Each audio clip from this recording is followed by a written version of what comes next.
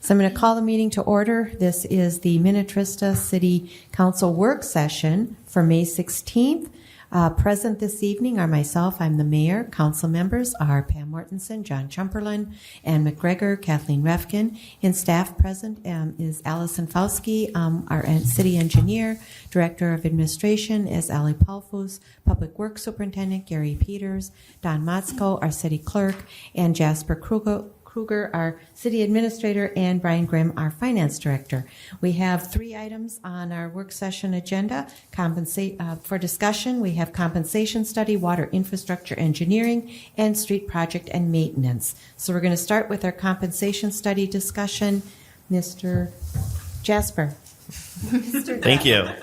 Thank you, Madam Mayor, members of council. Tonight, we have an item that's coming to you kind of in an unorthodox fashion. That we received a couple of resignation letters from basically our community development department with the idea that we have a compensation study that has been approved, and we're in the middle of it, and we're almost to the end of it, where we're almost going to be talking to the personnel committee about the results and findings. But tonight we're here to kind of talk about kind of those results and see if there's a solution that is out there to retain these 2 employees, our community development director and our city planner. So a little bit of a recap. Back on March, that market study was approved. Staff, mostly Allie, kind of took off with that, and I kind of joined the team with the compensation study. I've been through 3 of those in my career so far, one as a kind of a lower level employee, one as a director level employee, and then one as a city administrator, and then now this one as a city administrator. So I have a little bit of experience from all different levels of personnel. So as we kind of look at this, we're kind of looking at that in the perspective of the organization holistically. So just preliminarily from the results of looking at the market analysis, and I know I'll say this probably a dozen times, it's very challenging to kind of envision some of this data because you don't have it, you haven't seen it, you will see it. You'll see it on, I believe, June 6th if everything goes well with the personnel committee meeting on the 24th. But so fully acknowledging that it's not quite there for review, but we have gotten the results back, and depending on the positions, Minnetrista was indicated to be between 10 and 25% below market on some of the wages, depending on the position. And in particular, the highest one, the 25%, is related to the city planner position too. So, and that's one of the ones that we're going to be talking about tonight a little bit in more detail. So, again, recapping on the May 10th on Tuesday, the community development director and city planner submitted letters of resignation, indicating that they're going to go to another city. Kind of an interesting scenario where it's kind of a package deal. Where they're both going to go at the same time, and in our department, community development is literally those 2 people. So there's a few support people in different aspects of it, in the building official and building inspector, but really for development wise, they're the 2 people that work on those. So talking with internal staff, trying to figure out, when these things happen. One thing I do is, what's going on? What's the reason? What are the reasons why? And really, it came down to one, opportunity. I think there was some active recruitment from the other municipality, and then there was, the compensation. I think kind of known compensation gap that they were willing to pay, and we were kind of going to get there eventually. So. Having those conversations, it seemed like the deficiency was really related to compensation, and what you're seeing tonight is kind of us expediting the process of the compensation study, talking about it, and seeing if we can find a way to retain these these 2 employees. So a couple data points of interest when we're looking at this. Almost immediately, Allie and myself are looking at, well, what are we going to do if these 2 individuals leave? How are we going to fill that service gap that we would see with those 2 positions? And likely in the short term, we would have to look at consulting services or something like that. And these are 2 full-time employees working 8 hours a day. If we could cut down those hours, that would be ideal, because a consultant is much more expensive than having your own staff. So, just a one-to-one we were looking at, with a 7-month replacement window, which you might say that's a long time, but that's kind of realistic in today's world, because you might actually have to go at it a couple times. We've had our police officer position posted. We reposted. CSO has been posted for a couple months, I believe. So the market is definitely a worker's market compared to an employer's market right now. So just trying to, you'll kind of see this with me. I want to be conservative with estimates, but I also threw out there, well, let's say we, either can fill it in 3.5 months, or we can somehow find some efficiencies to only have there be 2 people at halftime, right? That's still a pretty significant amount of money in a 7-month or 3.5 month window or something like that. So, looking at that'd be the stopgap measure that we would look at doing in the short term to, continue to provide those services to the community. I think everybody's aware we have some legal obligations when people submit permits and things like that. Otherwise, they just get approved, and we don't really have say, and we can't, manage the city how we've determined we want to manage it. So it's a very important position to make sure that we're providing the service that we should be to the community. And then also one note, financial note, is a severance payout. And just to be clear, that follows our personnel policy, and that's related to PTO and sick, not PTO, vacation and sick that they have on the books that they've accrued as their with their time here. So vacation is paid out at 100%. Any sick balance is paid out at 55%. So that's in the personnel policy, and that's just a cost that we don't budget for annually. So that's just something additional that we would have to come up with. So without having the luxury of time to really move this comp study along, that's why we're here tonight. So as you can clearly see, we want to continue to have those levels of service that the department provides to the community, and these things ebb and flow, right? Woodland Cove is a giant development that has been coming in with new Housing. Yeah. Yep. Units. Yep. New units, new housing. So you're going to start seeing an influx of building permits and things like that coming in, and more questions, and that's where that support comes in. So, fully acknowledging again that you don't see this comp study, but one thing that we've looked at, Allie, myself, and then Kelly, who the personnel committee will meet, I think virtually on the 24th. He's the individual that works for David Drown and Associates that's really kind of driving this and gathering all of the data.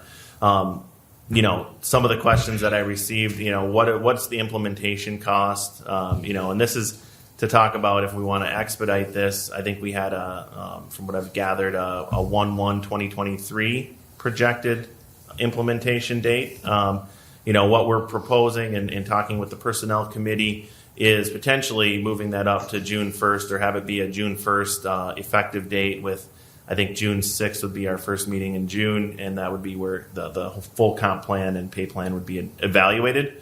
So in 2022, this is a number that's important, right? Because the general fund would have an impact of $93,000 to implement how it is right now, sight unseen from everybody, right?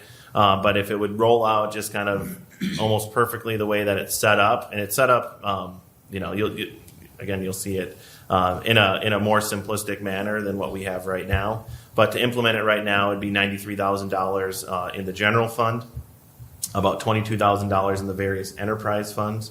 One thing that we're going to do, and through this exercise, is for the 2023 budget, we're going to really take a look at each individual position and make sure that the cost centers associated with them match up with the duties that they're performing. So that, I don't even know what Brian's is. I'll call him out. But, making sure that, because he's doing work for the enterprise funds, general fund, he's doing work for every fund, and making sure that that's all split up accordingly, making sure that matches up with what's actually happening. So it's just good to check on that every year or so, and making sure that that's appropriate. So looking at that, just some numbers, again, throwing those out because they're important, is this $93,000 would have about a 1.82% levy impact.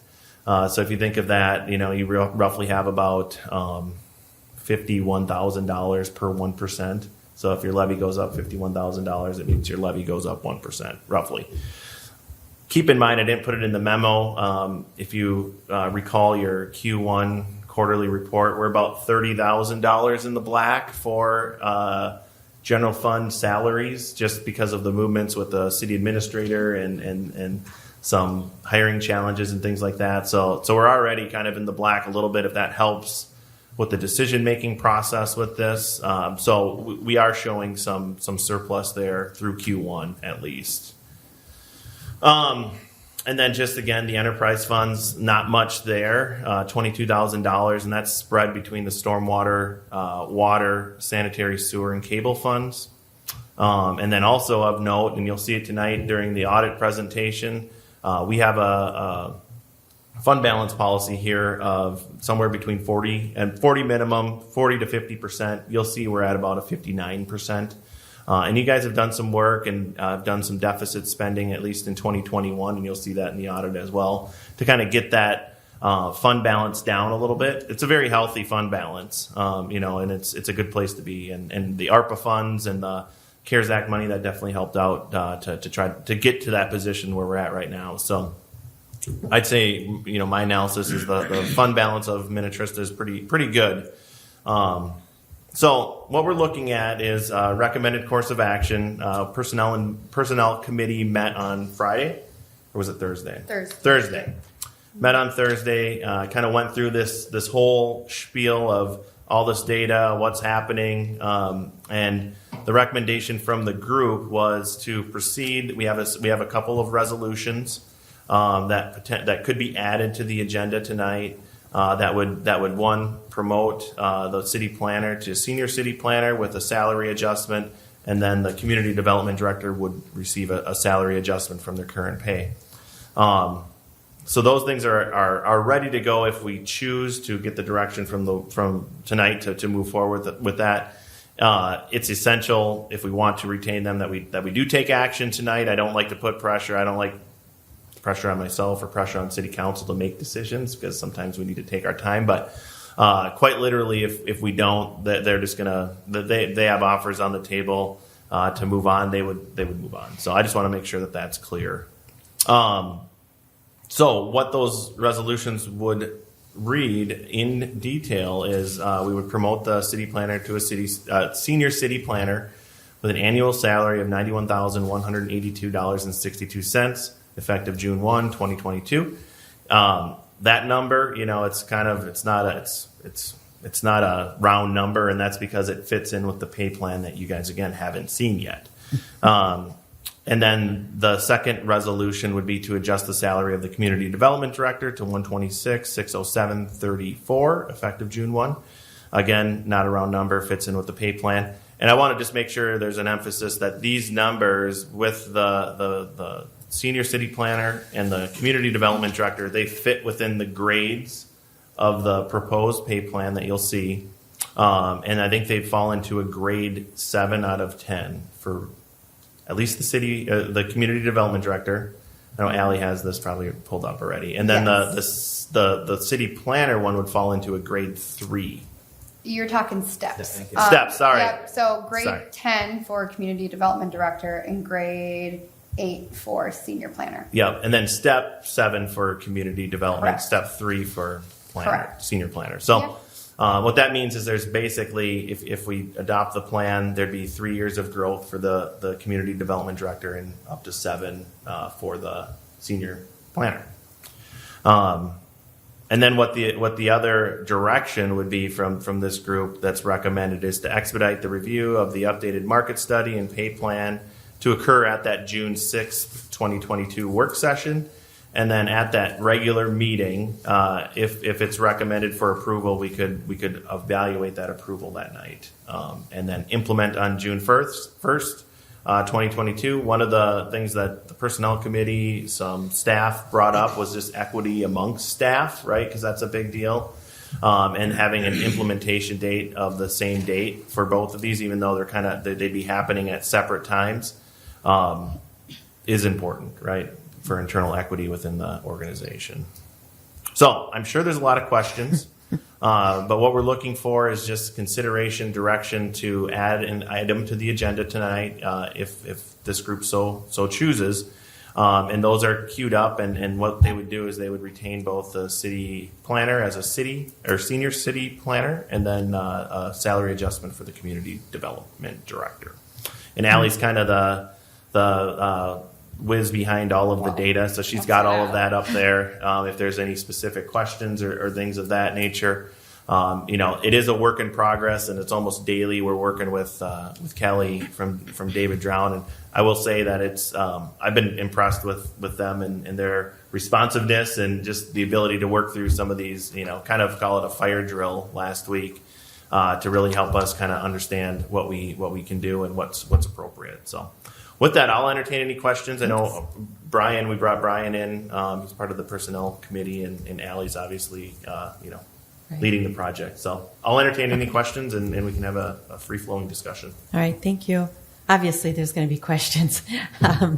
I also had an opportunity to talk with David, and he said it really was, he was recruited.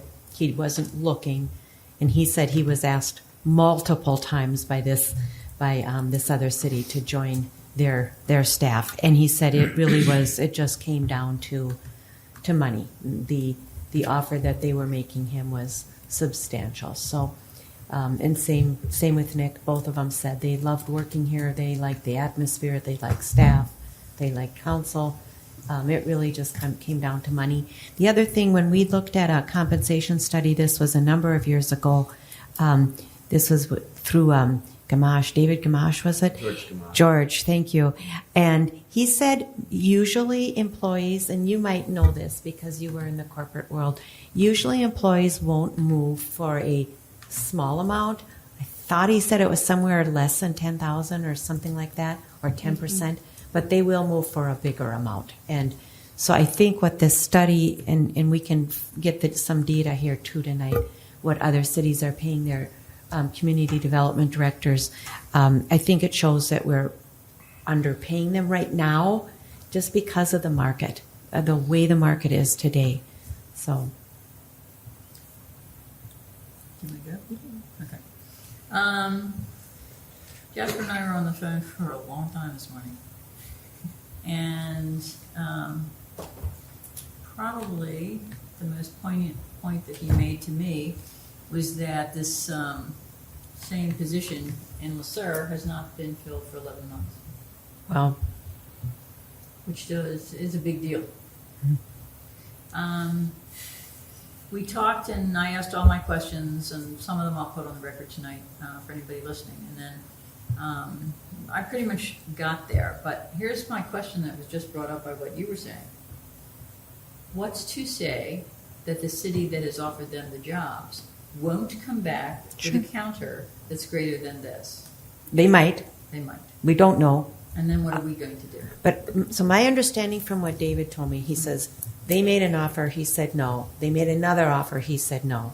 And it was the third time that they came back. So again, I don't know. The city, can we say what city it is? It's public knowledge, right? Yeah, it's public knowledge. So the city is Rogers. They're growing. They're growing. I mean, like leaps and bounds. And I know that they do not have currently a community development director, and they might be short-staffed in their planning department. That I don't know. But I think what they did is they just said we have to offer them the best we can do. I think they're in the same situation that LeSueur is in. They haven't been able to find, or they're panicking, not panicking, but concerned that they won't be able to find somebody. So I think that's why they made the offer to both, because they need both. Now, whether they come back and make a bigger offer, I don't know, but I don't think, my opinion is we can't go higher than this. That's what I want to hear. I wanted to hear where are we going to stop? And because it starts to skew Right. across the whole Sure. staff. Absolutely. Because I don't have any issue with the staff making more money. I just don't want to get out of hand for the budget. So that's Right. kind of where we're at. Yeah, I think if they accept this and the other community comes back and says more, and they want to go there, this situation for them is far better than Rogers. distance-wise to work, number one.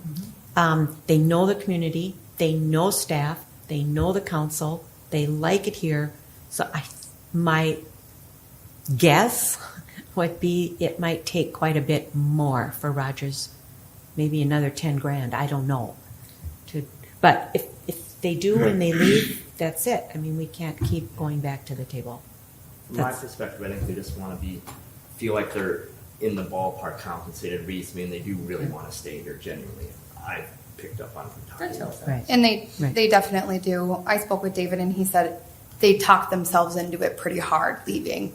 He said when we heard there was an option to stay, it was easy to talk themselves into staying. Yeah, So just to do give know you they- That's very perspective helpful from- decision-making. It's very helpful input, thank you. Yeah, it's a big jump for both of them. Now the other thing is, before Jasper came on board, I don't know exactly when, and maybe so Mike Broney was talking about we need to think about, and I don't know if he mentioned it to the council, but he said we do need to think about promoting Nick to senior planner, because if we don't, he's going to leave. So we've kind of known that, and this study was hopefully going to then solidify what we were going to do. It's just their departure or their potential departure has come a little bit premature. In the scenario, if Rogers came back and raised the ante and they go, and we get the official David Drown document, and we deem that we do need to increase.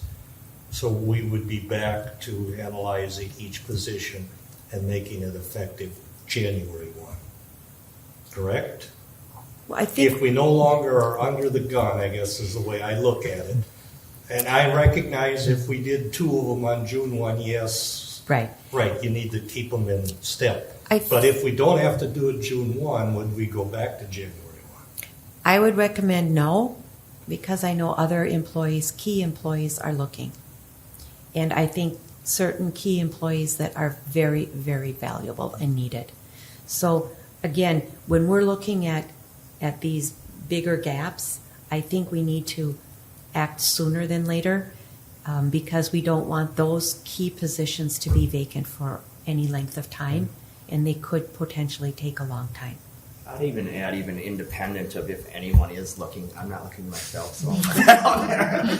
But it's public record. It's out there. It's like now we're gonna do it for these 2, but now it's not good enough for the rest of everyone else for June 1. I think there's a perception potential problem for that. Just my Yeah, opinion. I agree. I think we take the hit either way. And the other question I would have, and it doesn't sit comfortably with me, but it's not our problem, is ethics.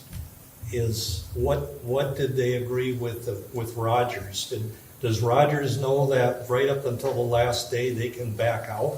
I worked for Cargill for umpteen years, so I never went somewhere else to sign a letter of intent or whatever the term would be. Is there no legal binding on their part? They can just whatever. They can. They're at will They're at will. employees, Yeah. so they can leave. And I think Rogers is fully aware that this could have happened, right? So they kind of understand what they're attempting to do.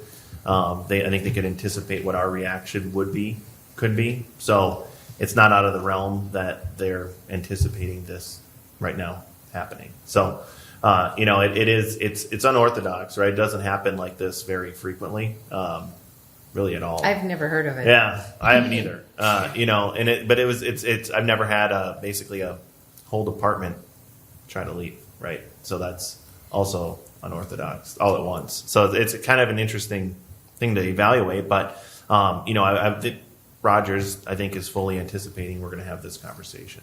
There's what's happening is the baby boomers are retiring. I mean, that's a big part of it. They're retiring, and we don't have enough backfill coming in, and we don't have enough people wanting to go into municipal or government positions.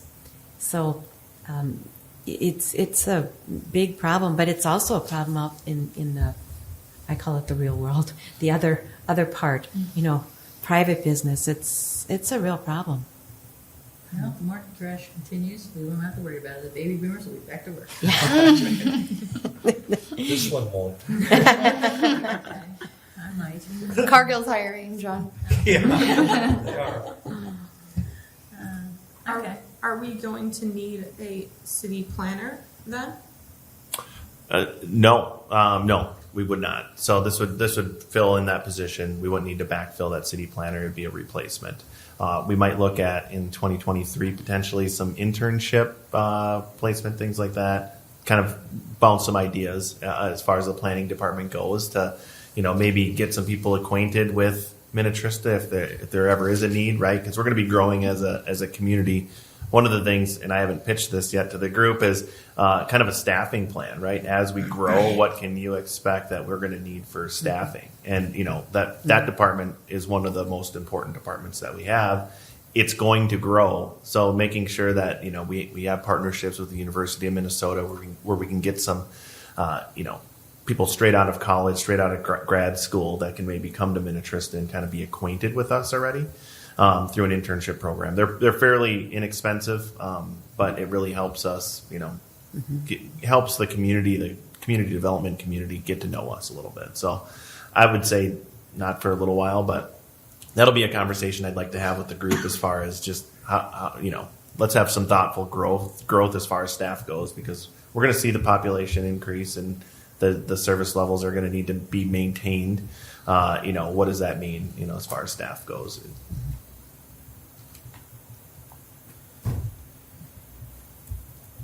Can I add one other thing? Absolutely. I want to hear their questions first because I was part of the personnel committee. One thing that hit home with me as well is if they did decide to leave, we would probably have to post the position at a higher level anyway, because Jasper, you had said that there was a community that was smaller than us that Becker. was very Becker. That was right now what we're proposing. So even, if we don't maintain these guys who we know their work ethics, we know that they're great employees, we would be hiring somebody new at the same rate that we would be losing them at. Yeah. And the timing on this, we all know it, I'm just verbalizing.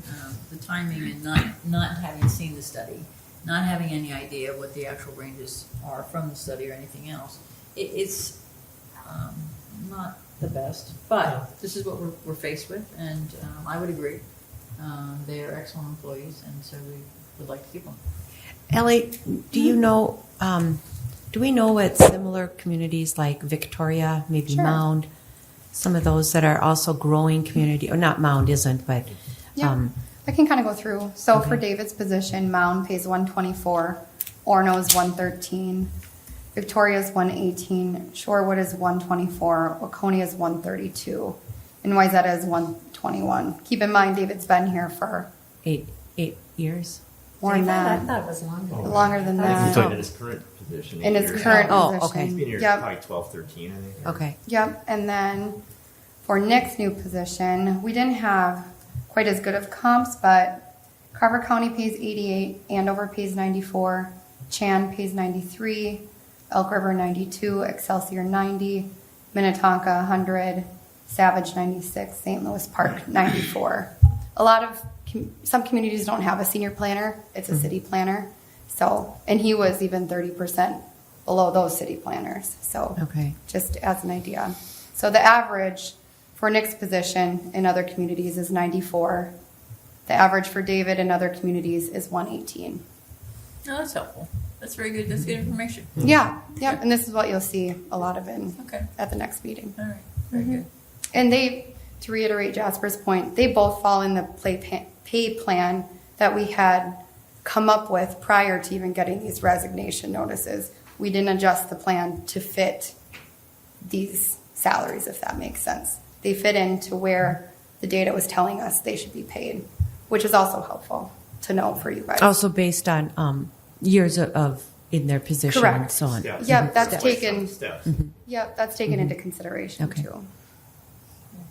A question that I did get was, at some point, when we actually get this study, are we going to see like somewhat of a hierarchy of people for each of these cities and what they make? Yes. Yeah, we should see comparisons. Yes. Yep. Yeah. And you'll see kind of on a granular level, and then it'll be put together on a nice spreadsheet where you can see where each position is below market, above market, at market, and how that kind of, Okay. yep. All good. And I was going to say, just from getting a sneak peek at it, a lot of the numbers were similar Yes. when you look at Waconia, Shorewood, and stuff. You know, a couple of them were higher than what we placed, a couple of them were lower, sort of similar. To what So also this will, as you can probably surmise, that this will adjust other positions as well. Right. So just be prepared. Okay, so And I don't know how much. okay, but the 93,000 that you're quoting is for all the positions or just these two? All of them. Yeah, that's what I thought. Approximately. 15 non-union positions. Yes, correct. Yeah, not, yeah. Yes. Right. Non-union. So not police officers, public works. Right. Yep. Yeah. Okay. Yeah. And that's for the And for the year. last 7 months of this year. Okay. So Right. yes, obviously there's. So what are you telling us that is fluid? It is somewhat because Somewhat. there's going to be ranges and I mean, but it's that is probably if we implement what we have today, and the personnel committee kind of accepts where we place people, the comparisons. I mean, that could vary. I don't think it would affect that 93 much, if at all. That's kind of, in mine and Jasper's mind, kind of the top. That would be the implementation. okay. So it could be a little less, but it's probably going to fall. It should be somewhere right there. around there. Would you look at, as the personnel committee, would you look at each position individually? Okay.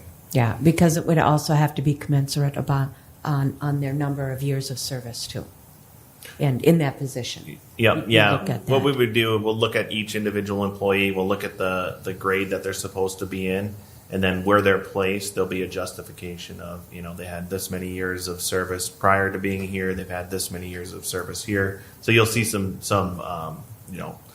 objective data to why they're a step 7 versus a step 3 in that grade.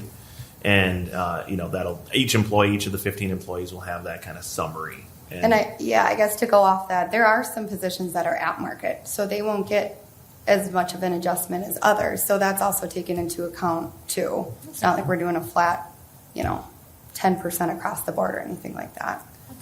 And the other thing too, I should point out, I don't remember when it was.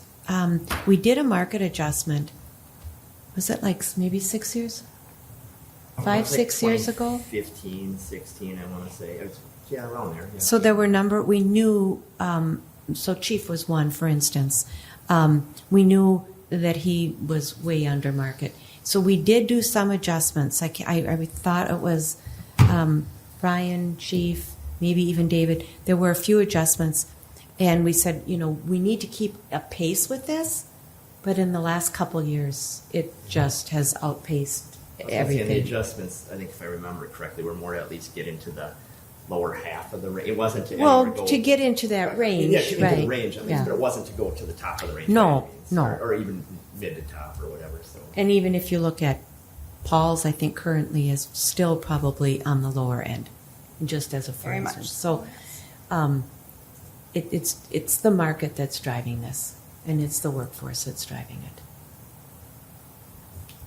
Yeah, and I will note you will see this will be fluid as more people retire.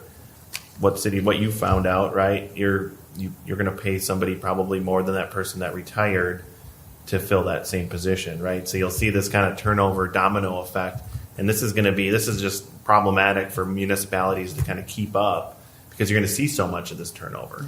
And it'll be challenging. We'll just have to keep our finger on the pulse of it and just keep talking about it, right? Because the worst thing you can do is not talk about it for 7 years and then all of a sudden where we're at right now. So, you'll hear me talk about it. You'll be very informed about the market and what's going on, and you'll have to make those policy decisions on where we want to be in that market. So should we be looking at this? I mean, we have been looking at it annually in terms of increases, but is it like every year? You can't do a study every single year. No, so our STEP program that we're proposing has 10 steps. So Okay. every year they would get a COLA plus a step until they top out of that position. I mean, not to dive into the pay plan too much, but Okay. that's what we're proposing is the COLA for the cost of living and then kind of a market adjustment every year. Steady, we can plan for it, but that's kind of what we're proposing with this pay plan instead of, well, let's just go with the COLA again this year, Okay. just so we can keep up with the pace. Yep, yeah, and yeah, not to get into too many details. I mean, you'll really have control of the pay plan, obviously, right, and the distance between the steps. But you'll really have control of the COLA, and you can look at what the market's doing and say, oh, the CPI for 2024 is well, be optimistic, 1.5%, right? And then you say, oh, we're going to adjust COLA for the CPI, and we're at 1.5, and then everybody gets their step, and you stay within the market pretty dang close. Okay. But really, I mean, full control of the city council has full control of the COLA and really the pay plan too. I mean, you can adjust that as you feel you want to, but really it's the COLA, and we're going to see probably 8% CPI this year again. We're not going to see an 8% cost of living adjustment. Those things ebb and flow, and they kind of balance out at 2.5%, 3%, and just kind of you live with the outliers a little bit. So, but yeah, you'll have more control. It'll keep us in market for longer. They do have, I know David Drown has services that they can do a comp check-in for, $1,500 or something like that a Right year. on there. And they'll just kind of tell you, they'll use the same spreadsheet that we have right now. And they'll just populate with new data. Say, oh yeah, you guys are within this range of the market, and you should maybe do you're good, or you should do another. They'll give us a recommendation. So, but generally these things should last at least 3 years, before you really have to make any adjustments. And it might just be a positional adjustment because all of a sudden there's no, finance directors, they just can't find them, or something Yeah, like that, right? yeah. So, Okay. Other questions, concerns? Okay. So we'll add this to the agenda at our regular meeting then. Will it be under business or will it be consent? it'll have to be business. Business. Okay. Under business. All right. All right. So we'll move on to our water infrastructure engineering. All right, I will take that over, Madam Mayor, members of council. So tonight we're really kind of reaffirming some direction I think I've received just through general comments from city council members that we want to kind of look at doing a request for proposals for engineering services related to the infrastructure projects we have on the horizon here, the two wells in the treatment plant. Just a point of clarification. I know you guys we've done a lot of test wells. So I think we're on test well. I'm looking at Gary. Test wells 10 and 11. Is that correct right now? Our production wells are going to be 8 and 9. Correct. So just, there's a lot of those numbers floating around. And, but yeah, we've done a lot of test wells. So, looking at those two projects, I've kind of outlined, I know you guys have been through this process before, and it would likely mirror it, kind of with the treatment plants that were built in the water tower that SEH was awarded.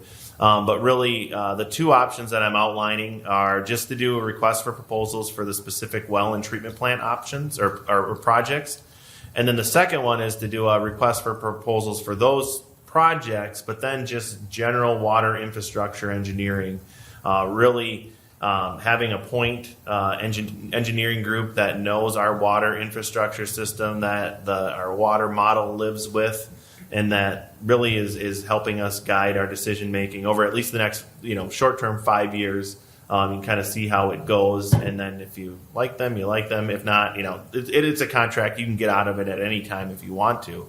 But really kind of a long-term commitment from an engineering firm and a long-term commitment from the city to really help make innovative decision making for future projects as we grow as a community, and really get to understand what our needs are and how we're going to address those with water conservation. And it's been raining quite a bit, so now we're not really thinking about droughts, but those things happen, and how we have those conscious decisions about, or discussions about how we make those decisions, and be forthright about, hey, we're not going to plan for a drought, but if we would, this is what it would cost. So those kind of conversations that we've been having over the last year.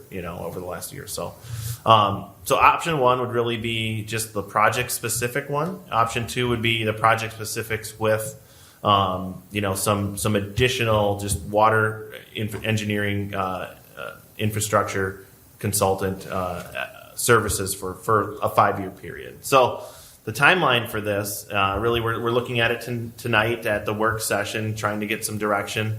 If the direction is to go either one of these options, then maybe there's another option out there that we're not thinking about.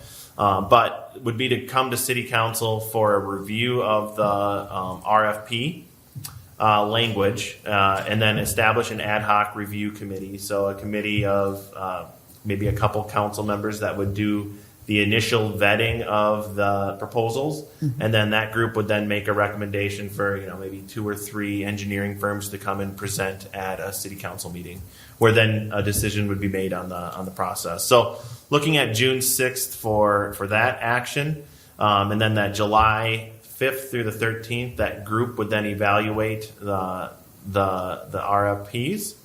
July 19th, that short list would be brought to city council meeting, and then potentially August 1st, that first meeting in August, there would be an engineering services agreement, and then they could get started. The one piece I want to make sure is clear is that the wells in the Woodland Cove area, it's challenging to get in there right now. So I think it's safe to say that they're probably going to not maybe be done by June 1st. I think that was the deadline where. You're correct. I think the amount of rain we've had, I don't see them being able to get in there. So one of the concerns I have is, timing wise, we want to make sure that we stay on this and we're moving along. This RFP process potentially could go until August 1st, right? That well potentially could be done maybe around July 1st if it's delayed a month.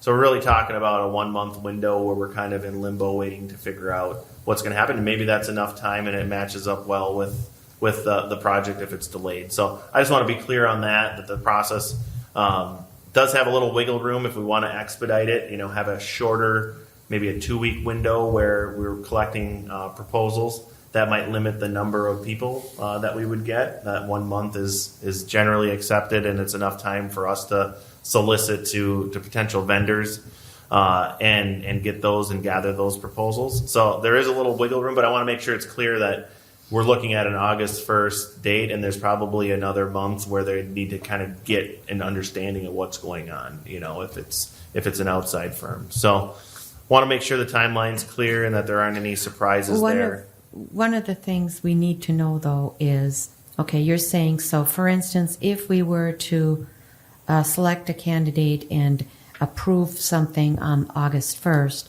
that doesn't mean that all the specs are going to be in place for the new wells. So now you're looking at drilling the new wells. That's not going to happen until probably September or October. So I guess I'm kind of concerned about that time frame. Yep, that's true. It'd probably take a couple months, 60 days to develop those plans and specs, especially if it's a new engineering firm that's coming in. You can drill wells in the winter, so they could work throughout the winter.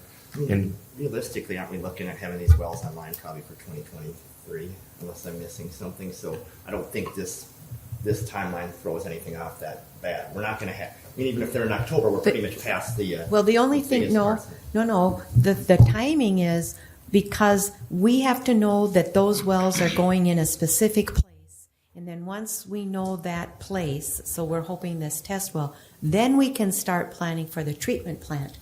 And if we're moving the wells out 2 to 3 to 4 months, now we're also moving those plans and everything of the treatment plant, because it's not necessarily the wells, it's the treatment plant that has to come online in order to service the community.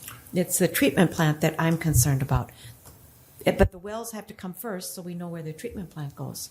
Am I missing something? No, you're not. And, worst case is they have to find an alternative location Woodland Cove, right? And then we're doing more test wells. Well, hopefully we're not. I mean, Yeah. But what I'm asking is, It does push it into the winter, but you can start designing the treatment plant in the winter. That's the longest time period as far as design goes. That'll be, I don't know, 6 months. You could actually start designing some of it now already. I mean, what you're waiting for what your test results are going to be from your test while doing your all the testing of the water there is going to give you what the filter requirements are going to be. But I mean, as far as the building and that stuff goes, I mean, they could start looking at the design of it already. I mean, start planning the actual building itself. So what's let's- going to be in there because we know what we know Right. what we're going to go for gallons. We know we want expandable. So I mean, there is stuff that you could already do and start prepping. As the wells are being developed. so, Well, I have a question. yeah. Why would we do any of this before we know whether or not the test wells even work? I mean, let's say these ones don't work. We've done all this, gone out for RFPs and everything, and we're back at square one. Like, what? I understand designing the treatment plant now because you're right. We just have to specify all the stuff, but everything else, it's kind of putting the cart in front of the horse, isn't it? We don't even know if the test wells work. And let's say it continues to rain and they can't get out there till July. I mean, who knows what this weather is going to do with us? So I guess I'm just confused why we'd start doing all this before we even have test wells. Yeah, I'll circle back. I think we're kind of, I don't know if I'm reading the room correctly, but option 2 is kind of more general water infrastructure engineering. If we just be looking at option 1, you're exactly right. If we're looking at water infrastructure engineering as a whole for the city, then I think we can do that at any time, right? Because we're going to rely on them to provide information and guidance on the wells and everything. So they might look at this and they might say, well, maybe you should try this, and they might have some different ideas even than what we have right now. So if you're looking at option 1, yeah, maybe we should wait until we find water. You can still go through the exercise and talk about it and try to select somebody that you feel comfortable with, because from my experience, you're going to get a lot of firms that are in the same price points. Like, you're not going to get a deal somewhere. It's going to be 15 to 20% engineering costs on these big projects, and so that'll be the same. It's really about who's a good fit for what we need to do.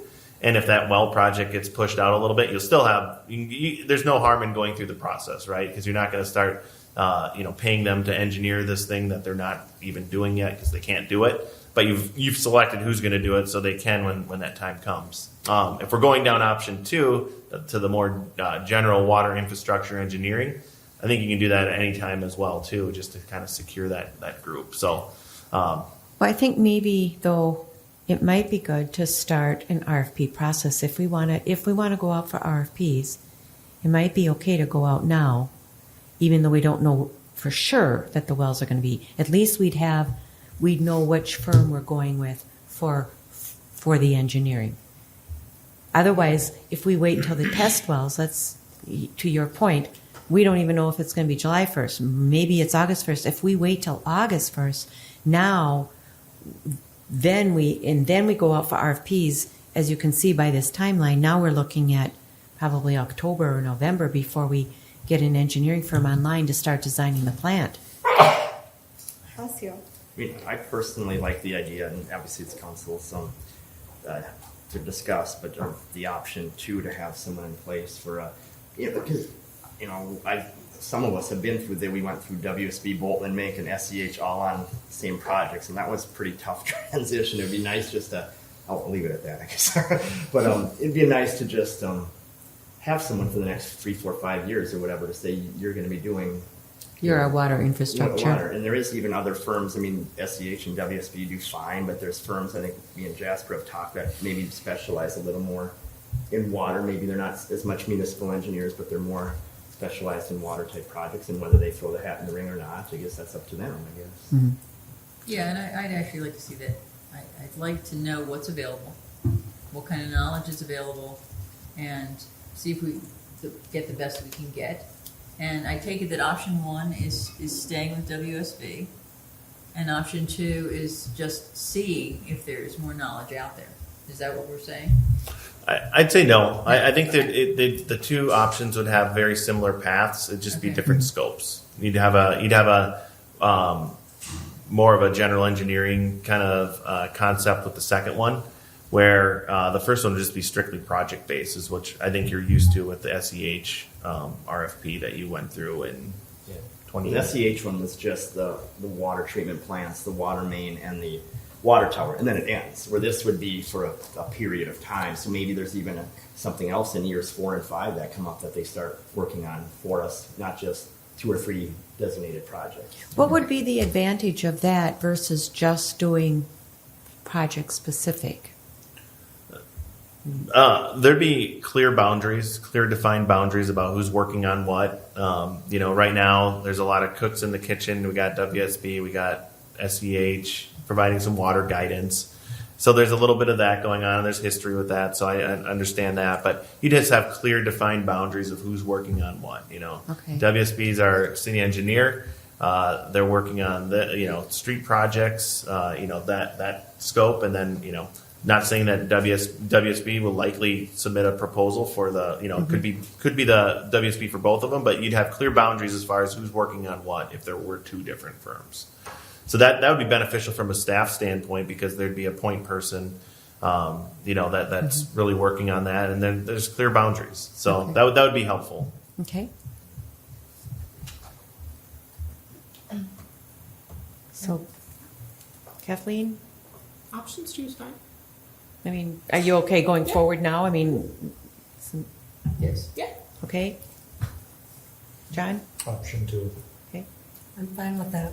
One question I have is, Mike right now is our water specialist, right, Gary? Mike? At the water Okay. treatment plant. yeah. For our, yeah, he's our operator. Yeah, and I know it's an ongoing, training for him. Would that company work with Mike very closely to keep training him? And I know Mike is probably going to be retiring. Well, don't say that. I mean, there will be a day. There will be a day. And so, we want to start grooming someone to replace Mike, because that day will come. And unfortunately, I think we already have somebody that's, no, we No. don't? All right, you're right. I'm very good. I brought that up. Very good point. Yeah. Glad you brought that up. Yeah. No. If I may, Gary and I have talked about succession planning for that position too, and trying to figure out. I don't know what the consensus is, if it's 2 or 3 years or something like that. Could be sooner. Could be tomorrow. Right? No, you never don't know. say that. But we've started talking about that, and I know Gary's got some organizational ideas, right, for the public works department as it grows or needs to grow, about having a position, that could be groomed in, and you'll have to make a decision as far as the council goes, that you're going to pay somebody to overlap so you can get that training, which is, I think, important. Right. But as Gary alluded to, there might not be that person on staff right now, so that might be something we look at for the 2023 budget to get some overlap and get somebody that can kind of capture Mike's institutional knowledge, and that's the biggest challenge, right? A lot of the stuff is in your head and you don't have it written down. And I know that you've been working with Mike to get some of that stuff documented, SOPs and things of that nature. So we're working on it, but I think the 2023 budget process, we're going to have a conversation about succession planning and just the kind of growth and expansion of the water department or utility department and the public works That's where department. option 2 would really help, because I think this last summer we ran into, do you talk to WSB, do you talk to SEH? And maybe I'm thinking of my perspective at least, but this would alleviate that, hopefully. Should. Yep. No, it would. In that case, definitely, you'd have a point person to ask questions. I don't know, how do we make this plant more efficient, or is it operating at its peak efficiency? Things like that, and we could hold them to the fire and make them figure it out. So, okay, so we're on board with option 2. And then an ad hoc committee, do you want that tonight? I mean, do you want people to kind of volunteer? Raise your hand. Yeah. Okay, we have one volunteer. Do we have another? Do we? Ann, do you? Okay, yes. Yes. Okay, is that You okay? don't want it? You sure? Fine. I'll do it. All right. I'll do it. So we have Ann and, is that okay? Yes? Okay, so we have Ann and Kathleen? All right. Okay. And then will you bring this back When will you bring this back? At a regular meeting? Yep, on the 6th of June. Okay. Yep, All right. we'll have a formal RFP that you can Okay. evaluate. Basically, we just need your approval to go out and solicit it, and it's a 1-month solicitation period. We'll start gathering some. I know Gary's got contacts in other municipalities and what they use just to kind of get it out to maybe some vendors that we don't know. The only question I would have is, would the ad hoc committee, prior to it coming back on June 6th, would they review the RFP language? Or is that just We could something? do that if they're, yeah. If you can just send it out to them, and then Yeah. if they have questions, I'm pretty sure whatever questions you have, we might have too. So you might as well ask them ahead of time. Okay. Kind All of right. On that, Gary, so you've got plans for what for Public Works needs. Are you gonna give that to Brian, and then we can have a discussion about what roles need to be filled? Yeah, Just we've been working on that. So my next step is to kind of come forth with that. So And that won't be part of this, No. thing, but yeah. With that, can I just ask where are we at with the Public Works position? Interviews next week. Okay, how many people? 3.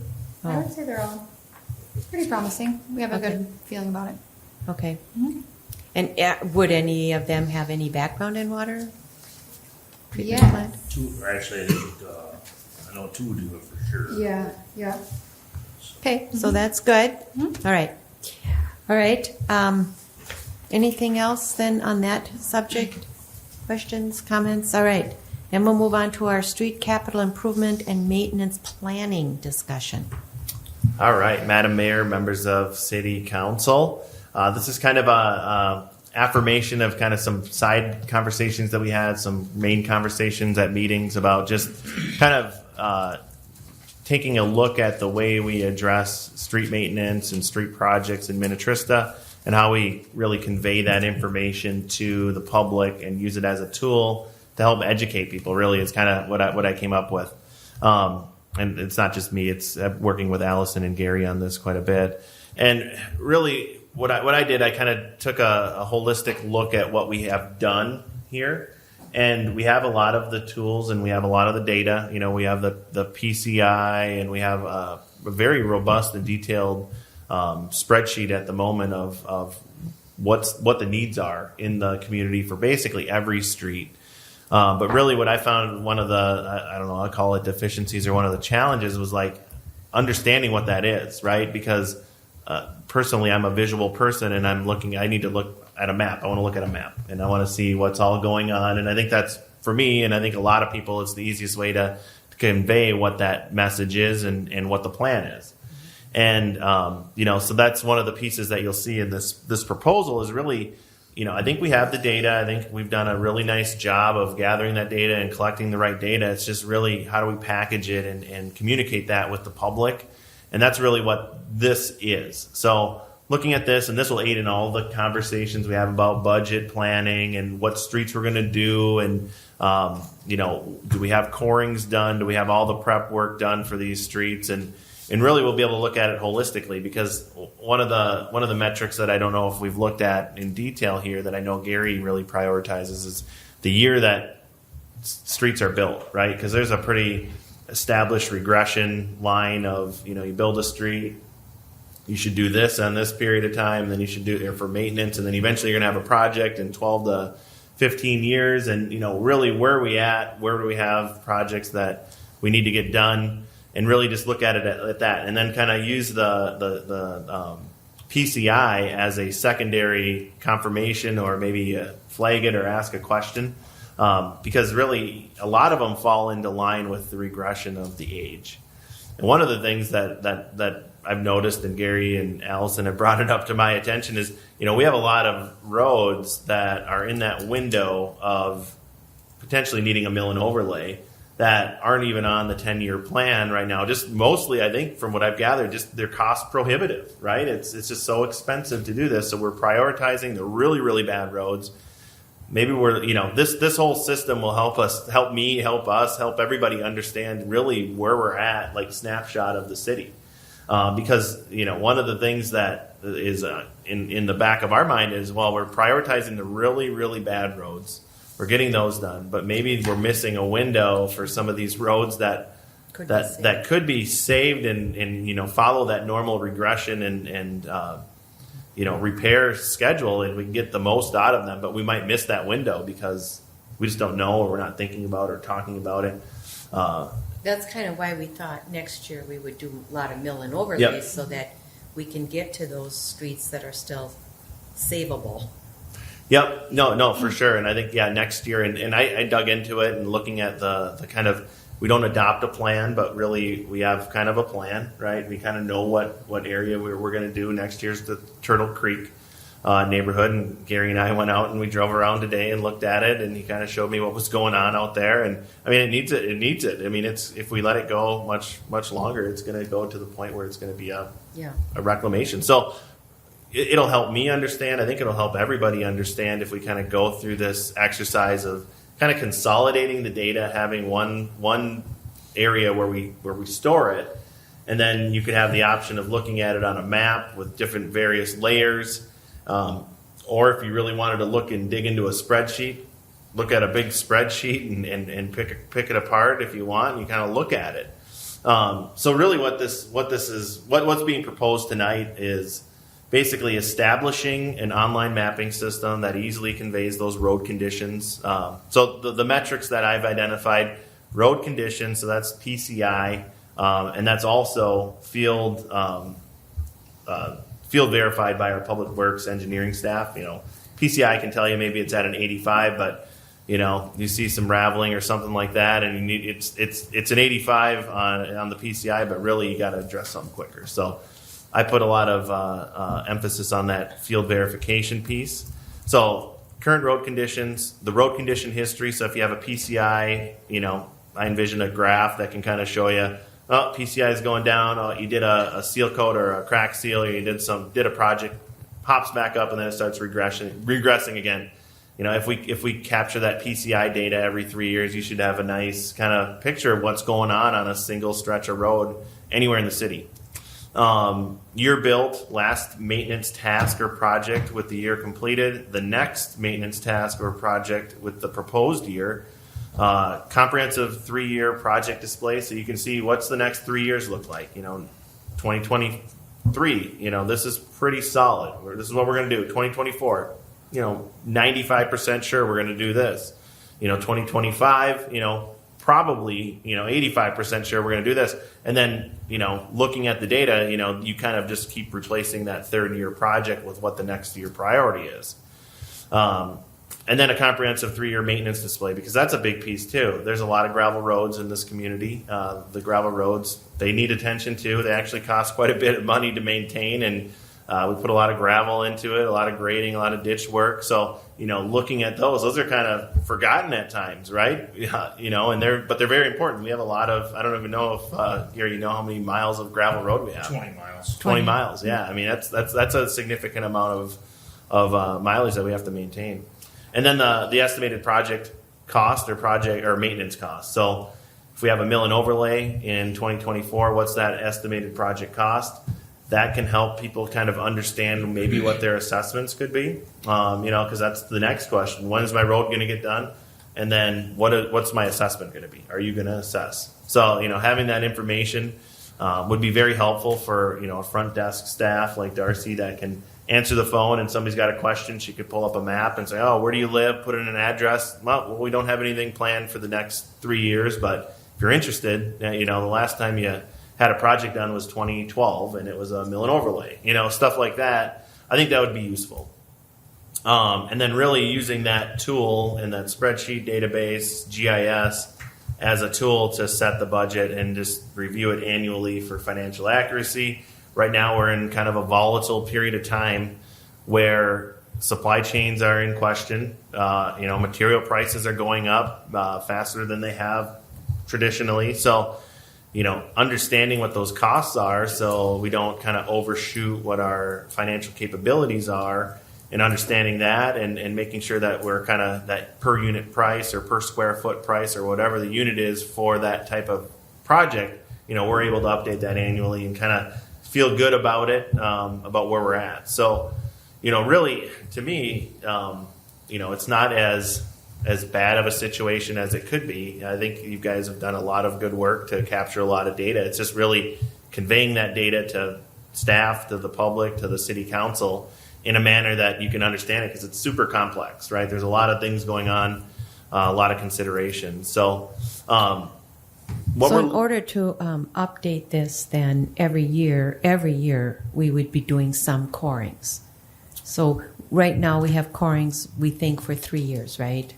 I mean, Yes, we were looking at 3 years worth of coring data, and we could certainly look at economies. There's not a lot of upfront costs to get the coring crew out here, so you could certainly look at annual coring or look at it every 2 years. okay, because then we'd want to update, because this is a 5-year plan right now. So we'd want to continue so that we know what we're going to be doing. Correct. Yeah, we don't Every- have any corings from Hunter's Crest area. Right, so we'd have to do those next year probably, so we know. And then the other thing is also, since, again, on this list, North Arm, Morning View, and all these other mill and overlays, so am I understanding you correctly, then we're going to have to bond for this, because obviously we don't have that kind of money. So we're looking at a 1, 4, 5, nearly just under $6 million bond, or roughly. We want to do that sooner rather than later if bond prices are going, bond costs Right. are going. Right. You would. There's some there's some regulations that don't let you borrow money and just sit on it and hold it for an extended period. They generally like to see you. Brian probably knows more, but within 18 months, spend the money on the project. So that you're expending those. Well, that's not an issue. I mean, we can move up the roads. I mean, we don't have to wait and do Hunter's Crest in 2027 and 26. I mean, if we bond for it now, we can go out to bid next year for more than one road project. We can, and that's a great point. I mean, interest rates are likely going to continue to go up. We're probably, and I don't know, Brian, if you have your finger on the pulse of this, but we're probably at a 3.75 to 4 if we would sell a bond right now. Somewhere right in that range. 2 years ago it was maybe 2%. So the cost of money is going up. We can have a conversation about this. Next year, mill and overlay for the Turtle Creek area, $1 million project, basically. But I think we need to have the conversation now Yeah. about bonding now Yes. and doing projects, maybe even moving them up into 23. Right. I mean, but if we're going to bond, like you said, if we're going to bond and we're bonding $6 million, even a 1% difference could make a pretty fairly hefty difference, couldn't it? Oh, yeah. I mean, so, maybe we need to move North Arm, Morning View, Sunnybrook. Maybe those need to be 23, and we bond for the whole thing. Yeah, I mean, it's roughly $8 million to cover North Arm, Morning View, and all the Hunter's Crest. Yeah. I mean, No, if we're gonna do it, then do it and do it sooner rather than later. Because I can't imagine it's gonna get cheaper. What's the drawback? You can look I mean, I think- What's the drawback? Look- Brian? So, I was, who's going to go? You to go? Okay. I was going to say, I think the rationale would be to try to not have to bond for as much. I mean, 25, 26, and 27 could be covered with almost just the amount we levy for bonds right now. So those could almost be pulled aside, and done over those 3 years phased in different parts of Hunter's Crest. So to me, maybe the question would be whether you want to move up any of the 2024 to 2023, the bond. Yeah, right. But then again, there's so much volatility right now with the interest rates in the bond market. I couldn't tell you right now if the rates are going to, somehow moderate in 24 and be just as good as, right now they're, But then you can also, so what can happen is if we could bond now for 23 projects and include all the 24 projects in them. And if bond rates should go down, I know you can refinance in a couple of years. Most of ours are set up with like a 8-year call or something like that. Well, we can ask Ellers how that You is. can- The rates change if you get the call protection. If you waive that, then that's reflected in your rate. Yeah, okay. I mean, we can look at all that though. But Just if I may add, just globally, right? The reason why I'm kind of smiling is because as these projects get bigger and bigger, right, our annual bond payment gets bigger and bigger, and that Right. has a levy impact. Just as a reference, a $8 million bond, if we have a 20-year term, we would likely have a 8.5% to 9% levy increase related to that single project, right? And we don't have Unless we use some of our, so if we're bonding or if we're levying, let's just say $1 million a year for road construction, and then we take, let's say, I don't know how much it would be, how much a payment would be. Would it be around $300,000 for a $6 million bond? I mean, that's a little Like light because 350-ish. Yeah, Okay, that's- 350. So maybe then you levy 1.1 versus $1 million, and you use 3.5 to pay your bond. That leaves you with 7.5, or something like that. Rather than levying $1 million plus the 350, you can kind of work that out and kind of gradually work it in too. So you wouldn't have to add that 8% all at once. Yeah, You know we what could I'm use the saying? money we're already levying for the roads to pay the bond. Right. Because that would still leave us money to do other stuff Yeah, and as well. Yeah, And then you can add in, slowly add back up to Yeah. you can. What you'll run into is you'll have to really scale back your annual projects, right? for From $1 million for a year, yeah. two maybe. And then you'll have a conversation. How often do you want to bond? We don't have the luxury of having laddered debt where we have debt falling off every couple years, or But we will have, in about 5 years. We will. yeah, we will. So, and we can structure the bond payments so that we maybe pay interest only for the first year or two, and then we phase in the principal payments. But there's ways to do it and maneuver it so you can limit the levy impact. But, because it'd be great to do big project right now because the interest rate's going to be a little bit lower, but just knowing there's going to be, some levy impact to that I think you're all aware of. So, but we can look at that definitely. I think we have a future work session conversation about just what we want to do. If we want to really crank it up for 2023 and start working on that, now is the time to have that conversation because we should really start on It might the even 429 process. Would it probably even in- be too late for 23? No. For engineering? No, we would just need to get going. If you look at some of the 2024 projects, it has a survey component, the reclamation, the reconstruction.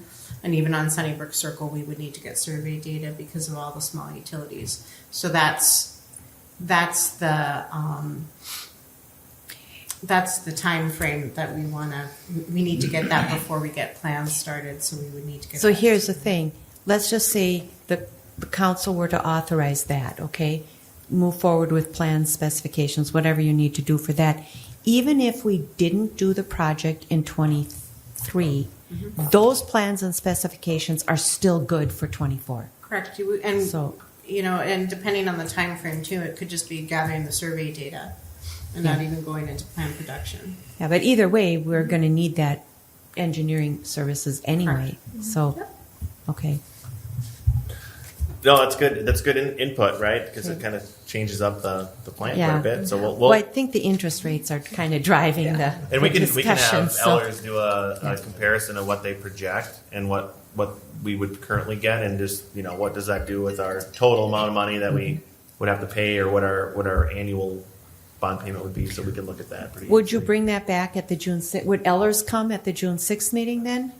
I don't think they would need to come for that. I think that they could just provide us that information pretty high level. I send him like what our, what Okay. we project now, what he projects a year from now, and they could probably run some pro forma stuff or some Okay, well, let's scenario stuff. Yeah, we could do it June let's 6th. make sure that we get that information June 6th, and then also bring back a resolution to authorize to move forward with some of these things that we need to do for the 24 roads if we want to move them into 23. Yeah. Has there been any update on Kings Point?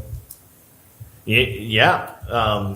I've got to know Fred Green quite well. And Gary and I are going to go out there for a little, I don't know if they're going to have a little barbecue for us. I think it's June 14th we're going to be out there. Right. Maybe, yeah. So Fred is kind of taking the lead in that neighborhood to Right. gather information. I know he's reached out to some council members, but then he's come in, and Gary and I are going to go out there on the 14th to kind of talk to the neighborhood a little bit about what that means. Talk about what we think the estimated cost would be, what our current assessment policy is. Those numbers don't match up very well. We're probably looking at a pretty significant assessment because it's a costly project with only, I think, 23 homes on it. So, just kind of laying it all out there. And he's fully aware of, some decisions city council has made in the past about assessments. And, there isn't an official cap, but, he's knows what's been done in the past. So, Has that road been suggested in the past? Am I wrong? it has. So from what I gathered is when they did the Kings Point Road up to where it's bad now, they had the option and they said no. Right, it's too expensive. There's been some turnover in the houses. Been a lot of turnover. Right? Yeah. So now that road, Gary and I went on a drive and it's pretty bad. It's I think it's worse than North Arm. That's what Oh, she it just is. said. Yeah. It is. I It didn't is. like walking on it. It's bad. Yeah. It's pretty But bad. the rest of the road is great. So what I'm giving, Fred a little bit of insight. I said strategically we would have to bond for that. Because you thought it was over $1 million? Oh, it's well over that. Probably 2. Oh, wow. With what you would extend at that time, you might as well extend water up to the end of it. Then you might as well get that out of the way and have services put out, and then you'd also extend your natural gas up that way. Too. But that wouldn't be on our dime. That would be on ours, but Yeah. the water, would still come out of the water fund. But Right. we'd be looking. You'd be foolish not to at that Right. point to do that. So. Exactly. Yeah. Yeah. We should add that road to this list as well. All right. I would think so. It definitely needs to No, get done. Good point. No, Kathleen, you're right. It's your phone call that says, "Oh, you did all these roads. Why did this one get left? And this Yeah. one's horrible." Yeah. If they're aware of the cost, Right. Yeah. I guess my thought on all of this is, okay, we're putting aside $1 million each year for roads, right? Well, let's bond, get a bunch of these done, and then we don't have, we have the money, we're doing the projects, and then we have less to spend in, certain years because they're done now. Right. And then, again, Money to pay the bond and right. work out the financing, Right. but Yeah. we're No. not getting better. That's exactly right. No, it's an approach. I have no idea what the actual need is, right? That's kind of one of the interesting outcomes of this exercise is what's the need? Immediate need is $20 million, right? It'll be some astronomical number. I'm just warning you, it will be. Then you have to pick, what do we have available and how do you prioritize, right? Is kind of what it comes down to. But yeah, I don't know if Gary's got the best knowledge as far as what the worst road in town is. Kings Point Road is the worst one I've Probably seen. ranks up there. Yeah. I think Kings Point and North Arm. So with that, we're kind of nearing, we need to take a little bit of a break. But with that, so I think we're going to consider possibly adding Kings Point then to this list for 2023, possibly, maybe. We're going to talk about bonding, and we're going to talk about, and then we need council direction on whether we want to do, WSB, why don't you bring that proposal back to our next meeting, also on the 6th, and then we can discuss it more at the regular meeting. The proposal for the survey or the proposal? The estimated cost of this exercise if directed by city council staff will solicit a proposal described. Kind of the GIS exercise, GIS really. exercise. The bottom of page 9, the next Okay. step. Yeah. Whatever. Gotcha. Why don't you bring that back at the regular meeting with a proposal, and then we can discuss it at that meeting, along with all the other things that we're going to be discussing regarding the roads. Yeah, all right. Does that meeting need to start at 5? 4? Well, I think we should. Okay, let me ask this: are we going to discuss this at the work session and then bring it back to the council meeting, or just discuss it at the council meeting? Roads, I think we should do it at the work session. Yeah, it's kind of the revamping of the schedule, kind of Okay. based on the notes I've taken tonight. Work Okay. session for sure. The GIS component of kind of gathering the data, communicating the data, that'll be on the regular meeting. Because that's a professional service agreement. It okay. is. And then, likely what I anticipate this spilling over is into the strategic planning session that we have on the 20th, On the 20th. right? That'll be a big part of that too. And we can have some really good conversations. We have a little bit more time. The only thing we don't have a lot of time on is if we're going to add these roads to the 23 project, we want to get going on the engineering and all of the work that needs to be done in order to get that bid out in January. So I know we're a little bit behind the 8 ball already because we normally start this like in April. So I would like to see a proposal for services then And Okay. and if you want to break it out, I don't know, but we need to get going on this. Okay. So staff, figure it out, bring it back. All right. Do we want to start at 5 then? Yeah. We might want to. Yeah. Yeah. And Okay. if you want to put it all on the work session, that's fine. And then we'll just have to make sure we add it to the regular meeting agenda, or it can be on there already. Yeah. Okay. All right. Yes. So the next work session will be comp study roads. Yep. Okay. All right. Sounds good. We need to take a quick break, 10-minute break. Is there a motion to adjourn? So moved. Thank you, Kathleen. Is there a second? Second.